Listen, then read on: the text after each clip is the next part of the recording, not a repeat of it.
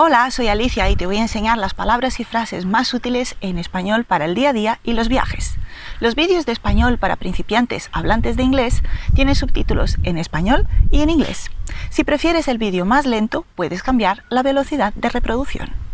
Hola, te voy a enseñar las frases más básicas para que puedas pedir en un bar, café o restaurante en español en tu próximo viaje a un sitio donde se hable español.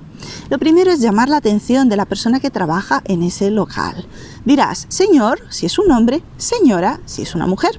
También puedes decir perdón o disculpe. Para pedir la carta dices quería la carta, por favor. Si ya sabes lo que quieres tomar, dices para beber quería, para comer quería. Y también puedes pedir la cuenta y dices, quería la cuenta, por favor. Puedes preguntar, perdón, ¿con tarjeta? Si quieres pagar con tarjeta. Y para terminar te digo 3 frases que son muy típicas en España para pedir un café.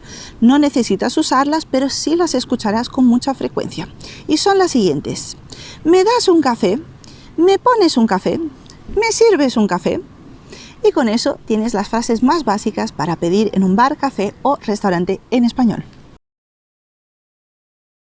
Hola, espero que te haya gustado este vídeo. Si te gustó, tienes más contenido totalmente gratuito para seguir aprendiendo español desde cero y con explicaciones en inglés. En la descripción del vídeo tienes vídeos, audios, PDF y también un curso online de autoaprendizaje con certificado y explicaciones en inglés.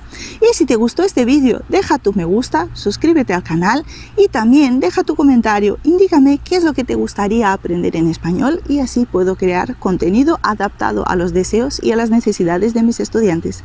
Muchas gracias por tu apoyo y espero que te lo pases muy bien aprendiendo español.